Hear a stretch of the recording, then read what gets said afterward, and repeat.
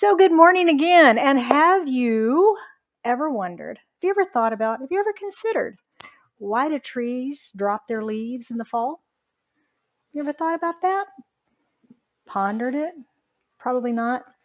Me either. But according to the National Forest Service, leaf drop is caused when the cells, now this is smart, think about this, the cells at the intersection of the twig and the end of the leaf stem release enzymes and form an abscission layer of weak cells that unglue the leaf and allow it to fall from the tree.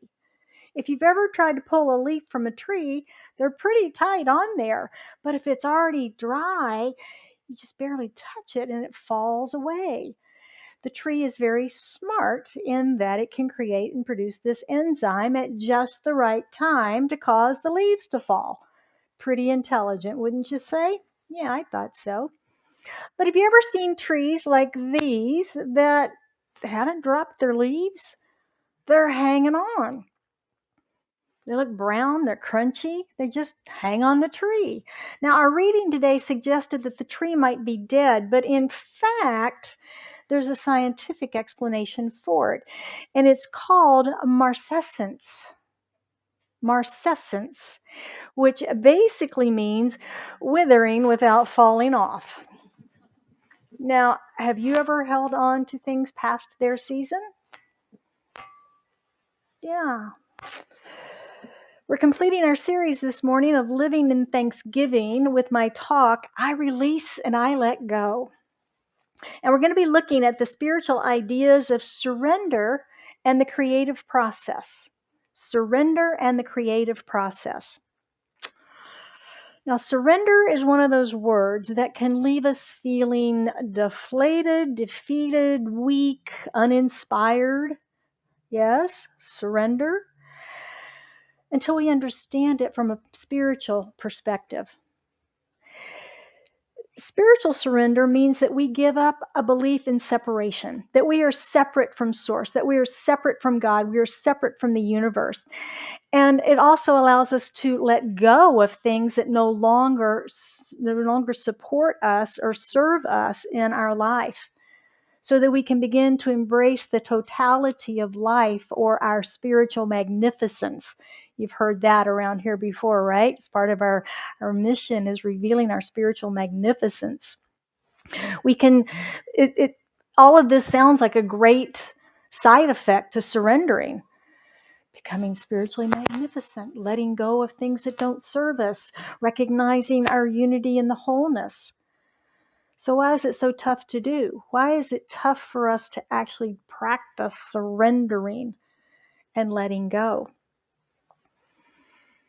Usually it's fear, isn't it? Usually it's fear. Fear of letting go, of losing control. Any fellow control freaks in the room? Well, as one, it's not all it's cracked up to be. And, I've let go many times only to, in fear, snatch it right back and grab it tight once again. Anybody else have that experience? Yeah. It's kind of like that t-shirt I saw once that says everything I ever tried to let go of has claw marks in it. Yeah. The truth about surrender, though, is that it requires us to have faith. That's the big thing about surrender. It requires faith, and that we trust that God is good and that the universe is friendly, as Einstein suggests, and that we live in greater wisdom and intelligence than our own, that we're surrounded by it. It requires that we open our minds and our hearts to something greater and trust that it is always working for us. Now, those are big steps of trust, aren't they? Those are big steps of trust, big steps of faith. And it can be challenging for many of us to do that because we've been educated to believe that we have a responsibility and the ability to actually control our reality. However, in truth, The most we can hope for with lots of practice is to control the perspective through which we view reality.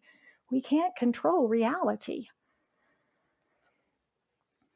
In the science of mind, we teach the universal creative process of how love and law work together.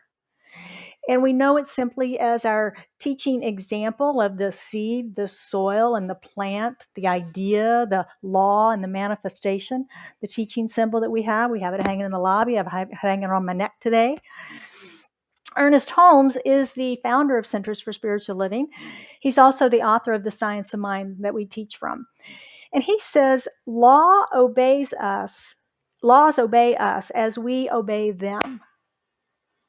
Laws obey us as we obey them. In other words, they work for us as we work with them. Same is true in physical laws, right? If you think about the good example of electricity, you plug your cord into the wall, electricity is producing, it flows through the wires, it goes to whatever's on the other end of it, charges it, powers it, does what it's supposed to do. Unplug that plug and stick a fork in there. It's still providing energy, right? It's just the only place it has to go is in your body. And ouch, that's a big shock, right? We're not working with the law in that event, and we're getting hurt by it instead of served by it. Holmes goes on to say, love alone can overcome fear because love surrenders itself to the object of its adoration. It's one of my favorite quotes in The Science of Mind. Love surrenders itself to the object of its adoration. He goes on to say the soul must make a complete surrender of itself to the spirit. And also the law must come under subjection to the spirit. The will of the spirit is peace, clear thinking, and happiness. Now that's a whole lot of different ways that he's basically saying the same thing to us. He's explaining that the seed must surrender itself into the darkness, into the mystery of the soil. The seed is surrendering its current manifestation as seed in order to become its greater yet to be in the plant or the fruit or the vegetable or whatever it's about to become. The caterpillar must surrender itself into the darkness and the mystery to become the butterfly. This is the creative process, is surrendering to this mystery. This mystery. The idea surrenders to the law, trusting that it will act in its best interest to the most expeditious way, the most beneficial way to be made manifest. That's where the trust and the faith and the surrender work together in this creative process that we teach. How often, though, do we hoard our seeds? Or maybe we have the courage to plant them, but then through our worry and our doubt, we dig them right back up, focusing on the it's not here yet, which does what? Pushes it further away when we focus on it's not here yet. The whole idea is to plant, release, let go, and trust the process, right? But it's not easy for us to do, is it? That prayer wasn't strong enough. I need to pray again. Oh, I better do some affirmations now. Oh, I better do some more. All of that's good, but just be aware of if you've surrendered it truly up to the mystery of life. If you've surrendered it to the law, if you've surrendered it in trust to the universe, in faith of the divine working in your life, the way the process works. The Science of Mind teaches us about our oneness with God and the law. It teaches us about our unity in the whole. We are part of that. We are that. So, of course, this system works alike for all of us. Our individual mind, our mind, is a point in the universal mind. That is our personalization of our individualized expression of God. It's all one mind. We're in it, but we have a very individualized expression of the divine that is us, uniquely individual, made manifest. When we think of ourselves as separate from this universe, from this process, we're limiting ourselves. We're limiting ourselves by our beliefs, which is the only thing that limits us, right? Is our beliefs and how we choose to express the allness of God. Ernest Holmes is adamant in The Science of Mind that we are bound by nothing except belief. Bound by nothing except belief. Is that scary or is that freeing? Yeah. What ideas have come to you that you may have been too afraid to plant? Or perhaps you trusted, had the courage, you planted them, only to dig them up. Are you holding on to beliefs that are no longer serving your higher expression of life? Are you encapsulated in the seed of the idea rather than allowing it to bloom and sprout and bloom? How can we surrender, release, let go of these things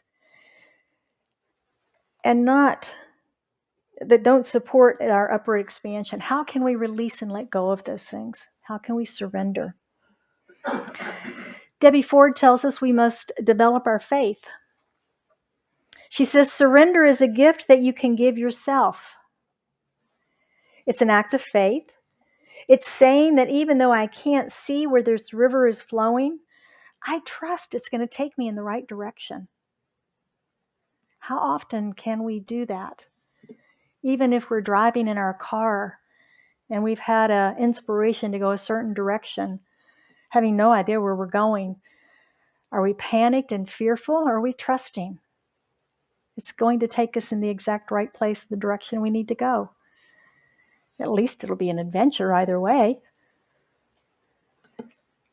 Faith is a state of total confidence. No doubt. No doubt. Where do you have faith like that in your life? Where do you truly have faith like that in your life? It's living the teaching, thy will be done. Thy will be done. How about patience? Anybody patient? Uber, super duper patient?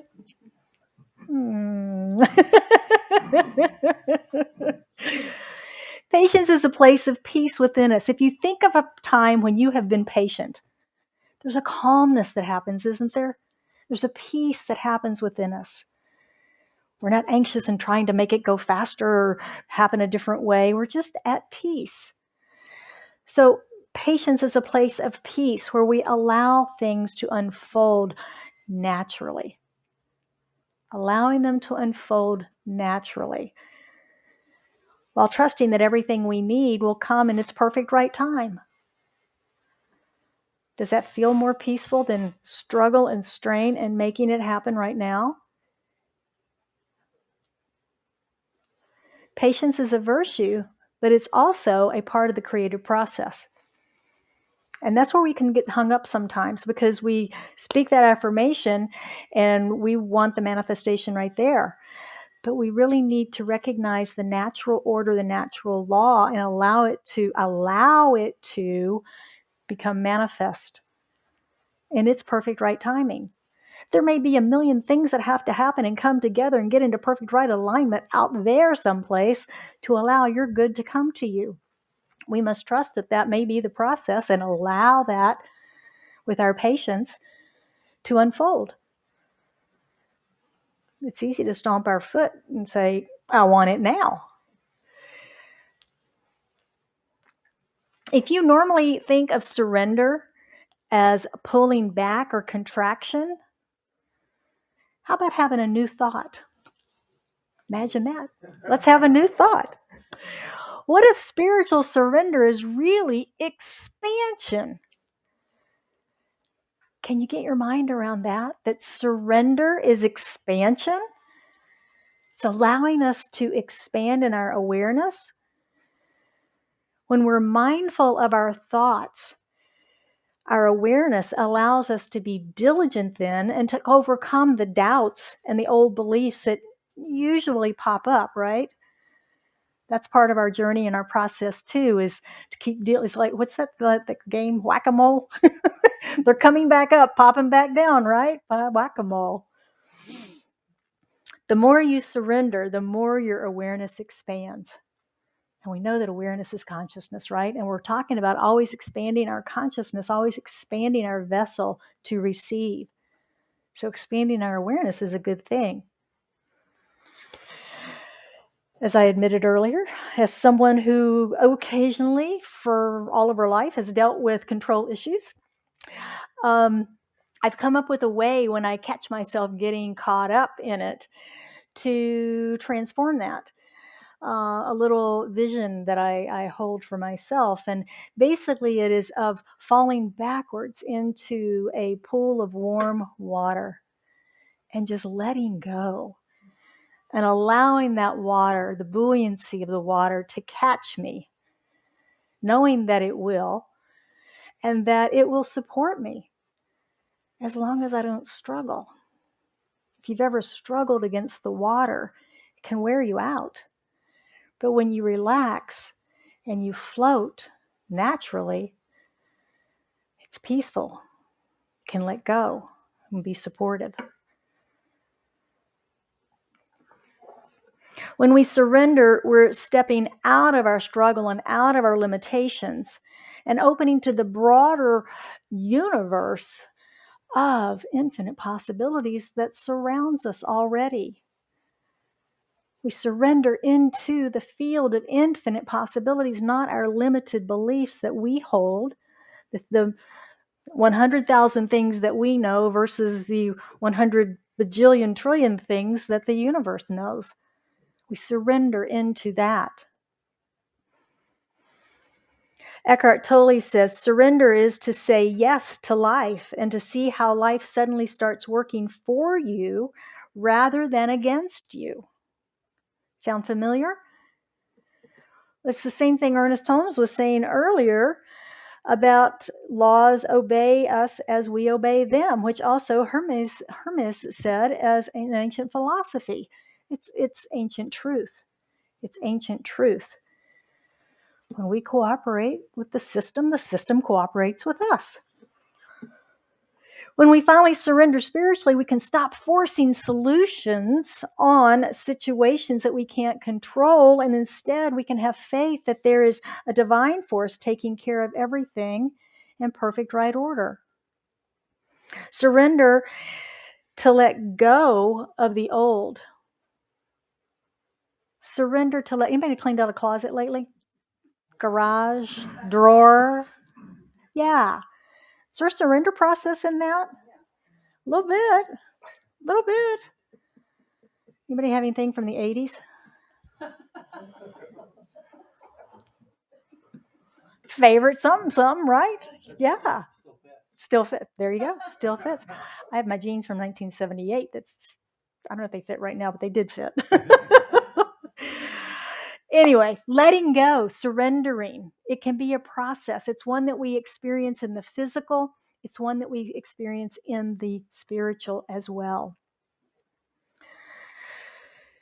When we can let go of the old, we can then begin to build our new world. We make space for it. Our reading in our Joyous Living Journal today said, are you ready to release and let go? That's a question we have to ask ourselves before we start cleaning out the closets and the drawers and the garage, before we start entering the surrender process in our spiritual life. Are you ready to release and let go? Or are you hanging on long after something has died and is just hanging around in your life all dead, brown, and shriveled up? This can be ideas, beliefs, stories that we hold on to from the past, choices that we've made, regrets that we have, tools. Can be any of these things that we are holding on to that are not supporting our greater yet to be. Imagine those things as the seed capsule, encapsulating the life of the seed that's hesitant to enter the darkness of the soil for the expansion of the beautiful rose that it's going to become. Holding on too tightly. Let go of that which has served you in the past but is now old and worn out, whether these are people, things, old stories, or beliefs. Release them in the brilliant fire of purging, allowing the cycles of life to take their natural course.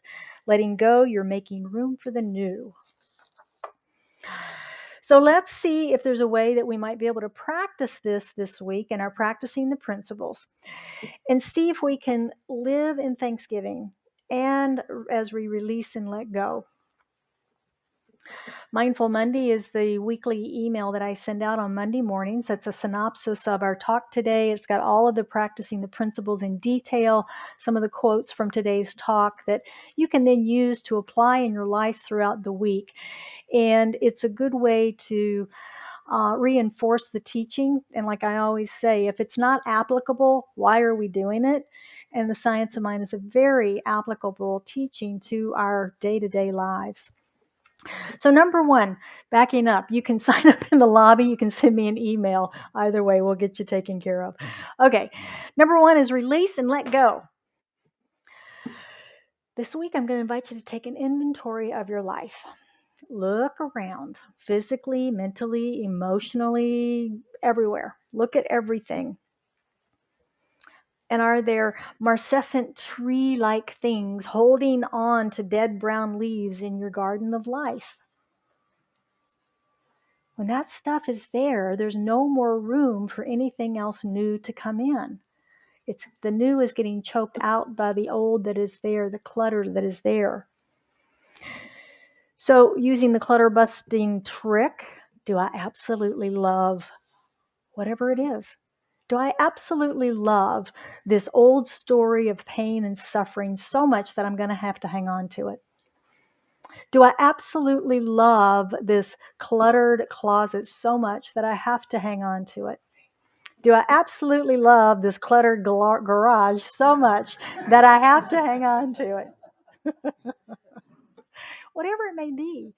It could be an old belief of limitation, of lack, of unlovability. It can be any of the things that we're holding on to. Is it time to ask, do I love this so much? Do I absolutely love it? Does it bring me joy?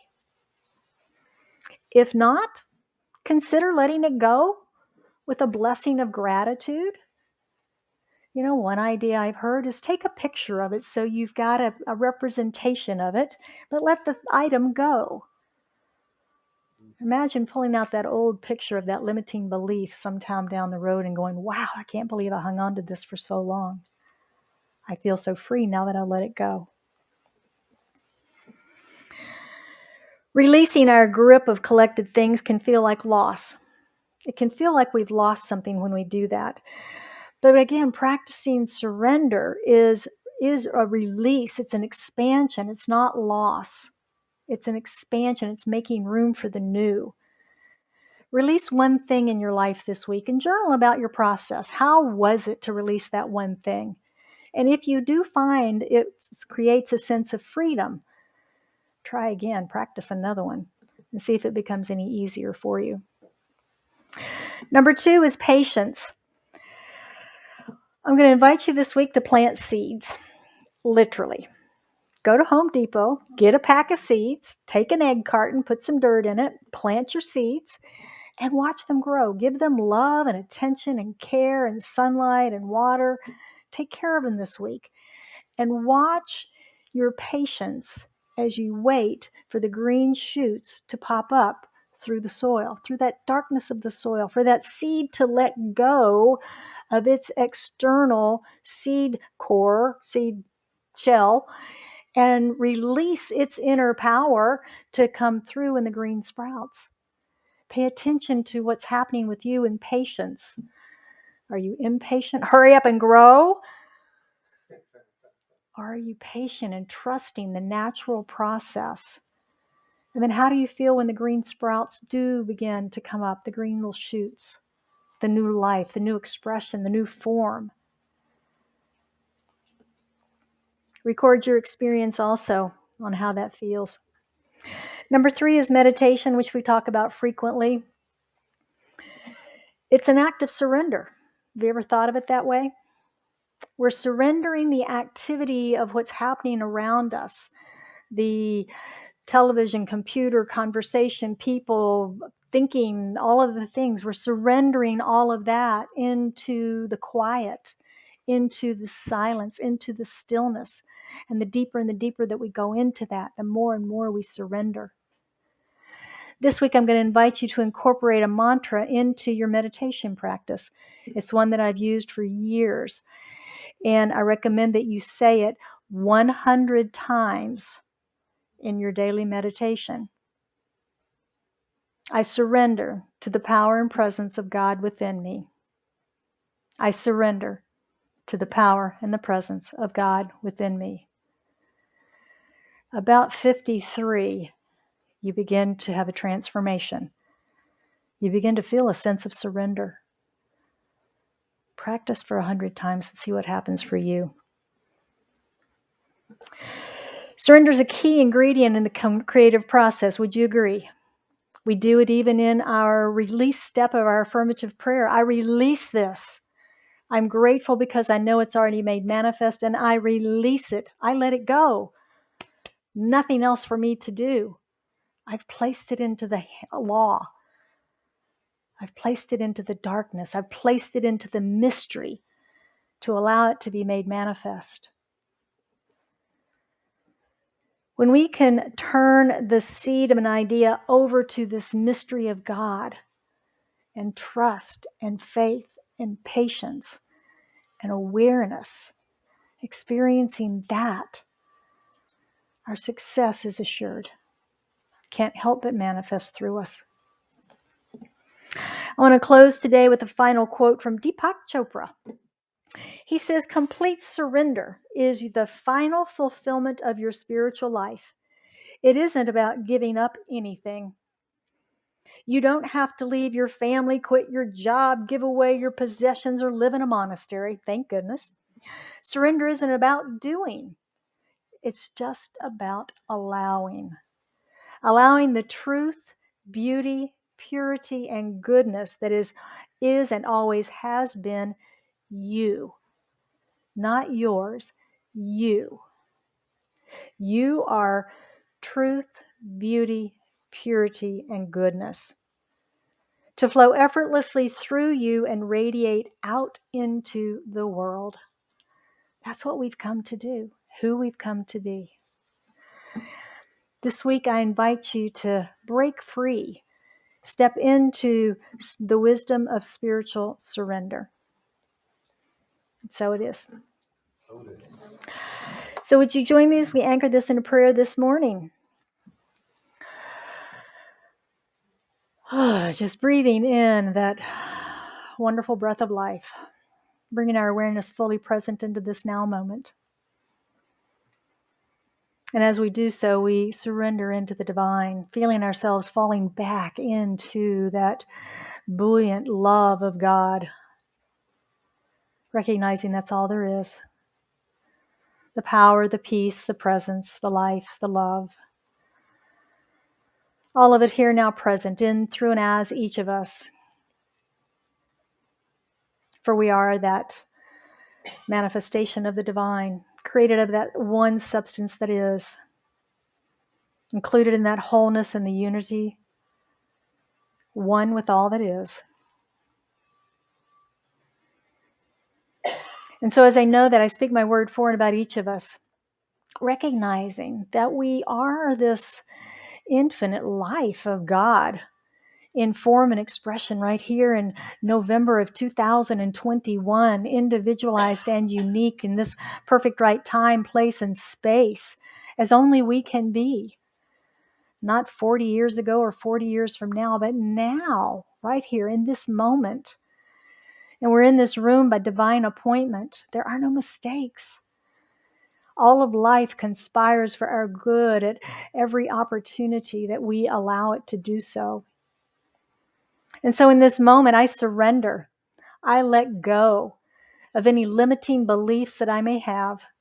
I let go of any limitations that I may have experienced. I let go of any past thoughts, ideas, choices, mistakes.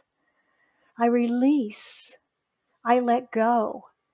I surrender to the field of infinite possibilities in which I live, move, and have my being, knowing that God is good, the universe is friendly, and I just turn it all over, knowing that it all is conspiring for my good right here and now.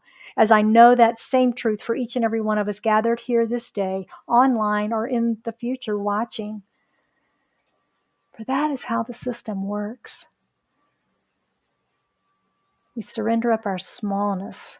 We surrender up the hard shell for the beautiful life and expansion, blossoming growth within. I take that expansion here and now. I release and I let go. And I gratefully, gratefully, gratefully accept this manifestation for myself and for each one of us, knowing that we are expanded in this moment by our awareness of this truth. As I release it into the action of law, the activity of mind, knowing that this is already done. It is so. Nothing else for us to do but say yes. And we affirm that yes here and now by saying, and so it is.